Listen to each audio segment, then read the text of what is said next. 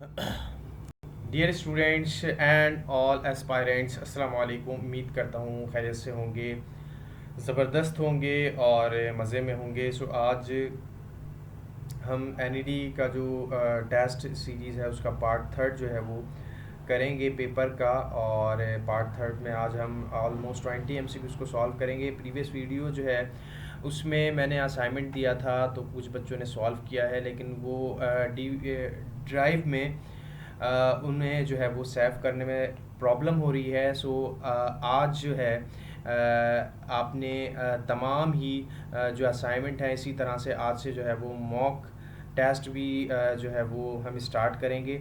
और रोज़ाना की बुनियाद पर ऑलमोस्ट आपने मॉक जो है वो टेस्ट सॉल्व करना है। और ऑलमोस्ट 20 to 25 MCQs उसमें मैं आपको दूंगा, वो आपने सॉल्व करके जो है वो मुझे सबमिट कराना है, लेकिन व्हाट्सएप पे सबमिट कराना है। ठीक है, क्योंकि डीवीडी ड्राइव में जो है वो सॉल्व करके सेव करने में जो है वो बहुत से स्टूडेंट्स को प्रॉब्लम हो रही है। सो लिहाजा व्हाट्सएप पे आप जो है वो बाय हैंड रिटन उसको सॉल्व करें और जो है वो शीट पर ही आपको सॉल्व करके और फिर जो है चाहें तो आप उसकी पिक लेके और फिर जो है वो आप व्हाट्सएप के ज़रिए मुझे जो है वो रिटर्न कराना है, आपने सबमिट कराना है।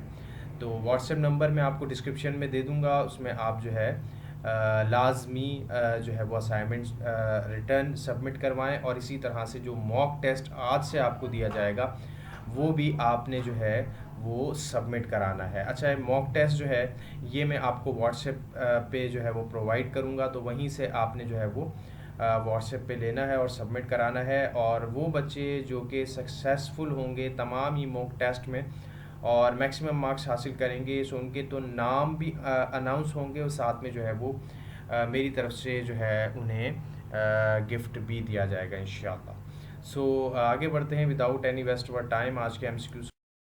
So first MCQ you can see on your screen, the black body radiation as particle is proposed by. So black body radiation जो है इसके बारे में जो है वो वीन्स डिस्प्लेसमेंट लॉ और जो है रिलीफ एंड जीन्स ने भी जो है वो लॉ दिया था, लेकिन वो जो मैक्सवेल की जो थ्योरी थी इलेक्ट्रोमैग्नेटिक वेव की, उसके ज़रिए जो है वो उसको स्टडी करते हुए उन्होंने लॉ दिया था। फिर उसके बाद जो है वो 1900 सेंचुरी के बाद जो है वो मैक्स प्लांक जो था, मैक्स प्लांक ने जो है थ्योरी दी थी, क्वांटम थ्योरी मैक्स प्लांक ने। और उसी के तहत उसने बताया था कि जो है वो जो रेडिएशंस होती है डिस्क्रीट फॉर्म में निकलती है जिसको फोटॉन कहते हैं। तो फोटॉन से जो है वो फिर पार्टिकल का कॉन्सेप्ट आया। तो फोटॉन पार्टिकल जो है ये कॉन्सेप्ट मैक्स प्लांक ने दिया। तो यहाँ पर ऑप्शन में मैक्स प्लांक नहीं है, so it means option D जो है वो करेक्ट है। Next, the de Broglie hypothesis, या इसको डी ब्रॉय हाइपोथेसिस भी कह सकते हैं। इसमें आपको पता है कि जो मोमेंटम होता है पार्टिकल का, ये जो है वो इन्वर्सली प्रोपोर्शनल होता है वेवलेंथ के। ठीक है, और इसमें इसने बताया था डिब्रॉय ने कि जब भी जो है वो पार्टिकल या कोई भी मैटर मूव करता है तो उसके साथ एक वेव एसोसिएट होती है। ठीक है, सो वेव जो है वो एसोसिएट होती है किसी भी पार्टिकल और मैटर के साथ। So any particle of matter that has a linear momentum has also the wave. So option A is correct. ठीक है, बी सी डी ये करेक्ट नहीं है। Next MCQ, if we require a fraction of voltage applied voltage then we connect. So fraction of applied voltage का मतलब क्या है? Voltage को डिवाइड करना। ठीक है, वोल्टेज को आप डिवाइड कर दें 2 में, 3 में, 4 में, तो ये हमारे पास फ्रैक्शन हो जाएगा। तो इट मीन्स वोल्टेज किस सर्किट में डिवाइड होता है? सीरीज सर्किट में डिवाइड होता है, पैरेलल में सेम जाता है। Option A is correct. Next MCQ आप देख सकते हैं, an electron moving towards east enter a magnetic field directed towards a north, the force on electron will be directed. So यहाँ पर जो है अगर हम नेविगेशन बना लें तो ये हमारे पास हो जाएगा नॉर्थ और ये साउथ और ये ईस्ट और ये वेस्ट। सो यहाँ पर जो है अब मैग्नेटिक फील्ड जो है ये नॉर्थ पे है, यानी कि मैग्नेटिक फील्ड ऊपर की जानिब है। ठीक है, ये मैग्नेटिक फील्ड यानी कि बी है हमारे पास। और यहाँ पर जो इलेक्ट्रॉन मूव कर रहा है ये ईस्ट की तरफ मूव कर रहा है ऐसे। ठीक है, ये इलेक्ट्रॉन की मूवमेंट है या उसकी जो है वो मोशन है। तो अब हमने यूज़ करना है फ्लेमिंग्स लेफ्ट हैंड रूल, और उसके मुताबिक जो फर्स्ट फिंगर है ये मैग्नेटिक फील्ड को शो करती है, और जो फोर फिंगर है ये वेलोसिटी ऑफ चार्ज पार्टिकल को शो करती है, और जो थंब है वो डायरेक्शन ऑफ फोर्स जो है जो इलेक्ट्रॉन या फिर चार्ज पार्टिकल पे लग रही होती है उसको रिप्रेजेंट करता है। तो थंब की डायरेक्शन अगर हम इस रूल के तहत देखें और इस फिगर में देखें तो हमें जो है वो मिलेगी वर्टिकली अप।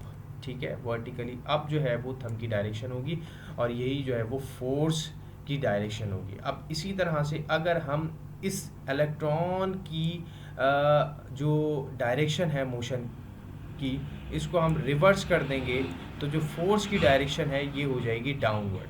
ठीक है, वेलोसिटी जो है इसको रिवर्स करने से फिर क्या होता है, हमारे पास फोर्स की जो डायरेक्शन होती है ये भी रिवर्स हो जाती है।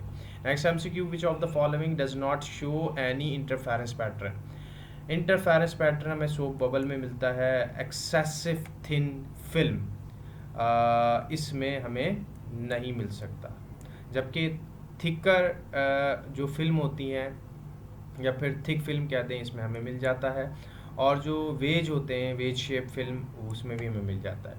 थिन फिल्म जो होती हैं एक्सेसिव थिन यानी कि बहुत ज़्यादा जो थिन होती हैं उसमें जो है वो फिर पार्ट डिफरेंस जो है वो हमें नहीं मिलता। पार्ट डिफरेंस की वजह से ही हमें इंटरफेरेंस पैटर्न मिलता है, क्योंकि जब जो है वो हमारे पास जो फिल्म की जो थिकनेस है वो इतनी कम हो जाए। अब देखें ये मैंने वेज टाइप जो है ये एक फ़िल्म बनाई है, लेट सपोज ये, अब ये इसका ऊपर वाला हिस्सा है, ये ऊपर वाला हिस्सा हो गया और ये नीचे वाला हिस्सा हो गया। अब लाइट अगर यहाँ से आती है तो ऑब्वियसली यहाँ पे इसको काफ़ी पाथ मिलेगा ट्रैवल करके, और जो है वो ऊपर चली जाएगी और यहाँ पर फेस चेंज आपको मिल जाएगा इन दोनों के दरमियान, और फिर इंटरफेरेंस हो जाएगी। लेकिन अगर मैं यही यहाँ पे बात करूँ इस पॉइंट के ऊपर, तो इस पॉइंट के ऊपर लाइट आएगी भी तो उसमें फिर टकरा के अगर वापस जाएगी तो फेस चेंज हमें नहीं मिलेगा। जब फेस चेंज ही नहीं मिलेगा तो फिर हमें कोई इंटरफेरेंस पैटर्न नहीं मिलेगा, या फिर मिलेगा भी तो डार्क हमें फ्रिंज मिलेंगी, उसमें डार्क फ्रिंज, और डार्क फ्रिंज में हमारे पास कोई जो है वो पैटर्न नहीं मिलता है। सो इसकी यही वजह है एक्सेसिव थिन फिल्म में जो हमारे पास पार्ट डिफरेंस होता है वो λ/2 यानी कि जो डार्क फ्रिंज है उसमें हमें मिलता है, और उसकी वजह से हमें कोई जो है वो इंटरफेरेंस पैटर्न नहीं मिलता है। Option 20 correct. Next MCQ, the Compton shift depends only upon. Compton shift angle के ऊपर डिपेंड करती है, जितना ज़्यादा एंगल उतना ज़्यादा कॉम्पटन शिफ्ट वेवलेंथ जो है वो हमें मिलेगी। एंगल कम होगा तो कॉम्पटन शिफ्ट वेवलेंथ जो है वो भी हमें कम मिलेगा। Next MCQ, in a Young's double slit experiment, distance between the slit reduced to the half and the distance between the slit screen is lower than the fringe width. Fringe width मैंने आपको बताया था formula, ये हमारे पास fringe width का है और ये है lambda L by D. D हमारे पास जो है ये स्लिट की सेपरेशन है, और ये स्क्रीन और स्लिट के दरमियान डिस्टेंस है एल, और ये लैम्डा वेवलेंथ है। तो इसको अगर हम जो है वो 2 टाइम्स कर दें और इसको हम अगर हाफ कर दें तो आप क्लियरली देख सकते हैं ये 2 जो है ये आके ऊपर आ जाएगा और 2 से मल्टीप्लाई हो जाएगा 4 हो जाएगा। तो ये जो है हमारे पास फ्रिंज विड्थ 4 टाइम्स हो जाएगी। नेक्स्ट एमसीक्यू आप देख सकते हैं, the energy by burning 1 ton coal. 1 ton coal की जो बर्निंग की एनर्जी होगी वो बराबर होगी 3 × 10⁻10 जूल। ठीक है, और जो है वो इसी तरह से 1 kg यूरेनियम का भी एक सवाल आता है। 1 kg जो यूरेनियम है, यूरेनियम 235, इससे जो एनर्जी हमें मिलती है वो मिलती है 6.7 10⁻11 जूल। ठीक है, तो अब 1 kg यूरेनियम आप लगा लें, इसकी जो न्यूक्लियर एनर्जी होती है वो इतनी बराबर होती है, और 1 टन कोल जो है जब वो बर्न होता है तो इतनी एनर्जी मिलती है। अब एस्केप वेलोसिटी बतानी, escape velocity of Saturn, Saturn की जो एस्केप वेलोसिटी है ये 36 किलोमीटर पर सेकंड है। इसको आप 36 मल्टीप्लाई 10⁻³ मीटर पर सेकंड भी कर सकते हैं। इसी तरह से इसके वेलोसिटी जो अर्थ होती है वो है हमारे पास 11.2 is the escape velocity of earth. इसी तरह से मून की अगर आप देखना चाहें तो मून की भी यहाँ पर आपको दिख जाएगी। फर्स्ट ऑप्शन है 2.3 किलोमीटर पर सेकंड, मून, अर्थ और ये हमारे पास सैटर्न है। और जुपिटर की ऑलमोस्ट 60 होती है, ठीक है, जुपिटर की ऑलमोस्ट 60 होती है। Next MCQ, power factor in series resonance. Series resonance जो इलेक्ट्रिक जो है वो इलेक्ट्रिकल अप्लायंस में होता है, ये हमारे पास 1 होता है, ठीक है। और इसको हम करंट इलेक्ट्रिसिटी अल्टरनेटिंग करंट के अंदर स्टडी करते हैं, सो ये हमारे पास 1 के बराबर है। The distance between first bright fringe and first dark fringe, ये तो हम पढ़ते हैं कि डार्क और ब्राइट फ्रिंज का जो हमारे पास डिस्टेंस होता है ये हम पढ़ते हैं, लेकिन हम यहाँ पर ऑप्शन दिया हुआ है first bright and dark fringe, तो इसके दरमियान जो हमारे पास डिस्टेंस होता है ये half of the fringe width के बराबर होता है। ऑप्शन बी इज करेक्ट है, ठीक है, क्योंकि हाफ फ्रिंज विड्थ और हाफ फ्रिंज विड्थ ये मिलेंगे तो हमारे पास जो है वो आंसर फ्रिंज विड्थ का ही आ जाएगा, यानी कि डेल्टा वाई ये फ्रिंज विड्थ है, ठीक है। लेकिन ऐसी कंडीशन में ये हमें जो है वो हाफ मिलेगी, ठीक है, ये हमें हाफ जो है फ्रिंज विड्थ मिलती है ऐसी कंडीशन के अंदर। इसको हम 2 से डिवाइड कर देते हैं। एमसीक्यू आप देख सकते हैं, when the distance between two charge particle is halved then the force between them is. जब आप डिस्टेंस को हाफ करेंगे तो हमें जो फोर्स मिलेगी वो 4 टाइम्स मिलेगी, बिकॉज द फोर्स इज जो है is inversely to the square of the distance between them, ठीक है। इसको इन्वर्स स्क्वायर लॉ भी कहते हैं। इसके तहत हम इसको सॉल्व करते हैं तो ये हमारे पास 4 टाइम्स हो जाती है। Next, the angle between the vector A and B can be determined. हमेशा याद रखें एंगल जो हम निकालते हैं दो वेक्टर्स के दरमियान वो A dot B equal to A B cos theta के फार्मूले से निकालते हैं, बी कॉस थीटा। ये एंगल हम यहाँ से निकालते हैं इसको डिवाइड करके, तो ये आप देख सकते हैं क्लियरली कैसे, कौन सा फार्मूला है ये डॉट प्रोडक्ट का है। So option A is correct. Next MCQ, in P type material which is majority carrier. ये तो बहुत आसान है, holes are majority charge carrier in P type material. Next MCQ, transistor consist of 3 electrodes. 3 electrodes होते हैं उसके अंदर, ठीक है, इलेक्ट्रोड्स, और 3 इलेक्ट्रोड्स के साथ जो है वो 2 पीएन जंक्शन होते हैं, ठीक है, 2 पीएन जंक्शन, ठीक है।